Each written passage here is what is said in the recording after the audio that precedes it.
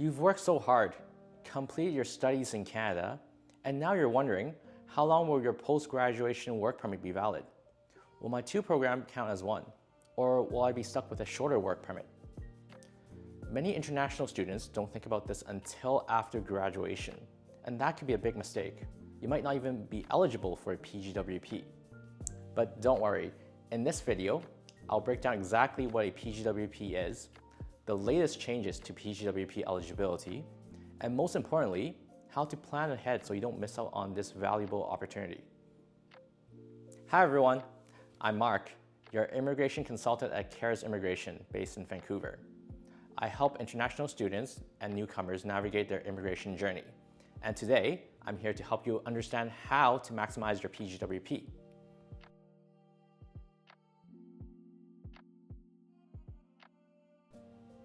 A PGWP allows you to stay in Canada and work full-time after completing your studies.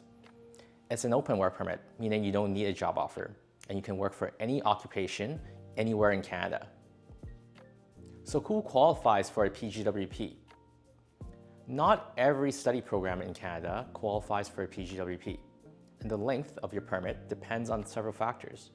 To be eligible, your program must be at least 8 months long, leads to a degree, diploma, or certificate, be an academic, vocational, or professional training program, be completed at a PGWP eligible designated learning institution or DLI, and you must apply within 180 days of graduation.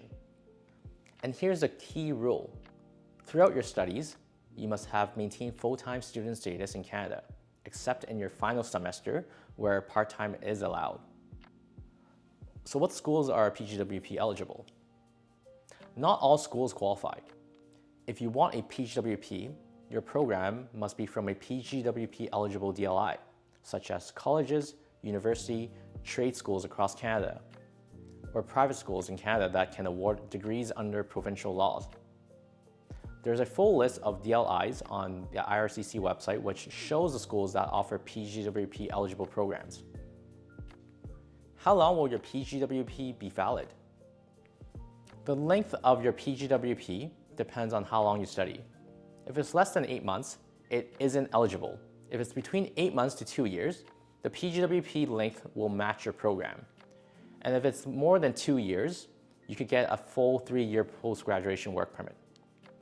You only get one PGWP in your lifetime, so it's very important to plan wisely and aim for the longest duration possible. What about program stacking? If you completed more than one PGWP eligible program, you might be able to combine them to qualify for a longer work permit. To qualify, both programs must be at least 8 months long. You must complete them within 2 years of each other. This is as measured from the completion date of the program, and they must be from a PGWP eligible DLI.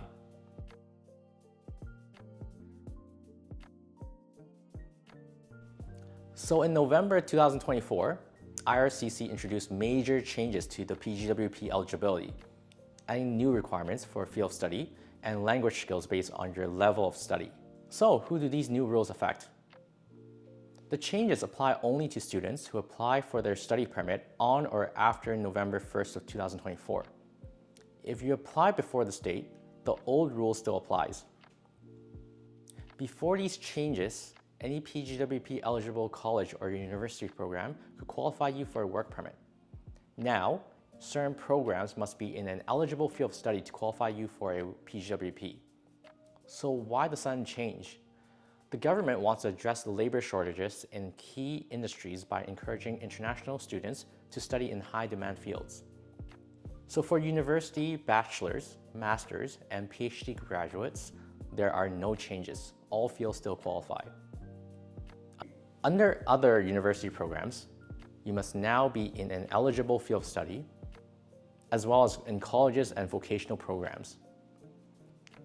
Under new language requirements for PGWP, IRCC has also introduced mandatory language proficiency requirements for all PGWP applicants. Your required score depends on your level of study. For university graduates, such as bachelor, master's, PhDs, and other university programs, you must have at least CLB 7 in English or French. For college and other non-university programs, you must now score at least CLB 5 in English or French. So what this means for future international students.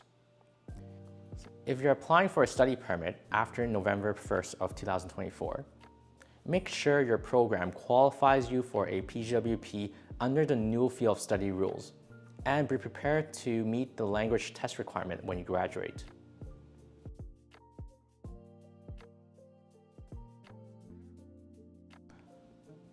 Here are some final thoughts.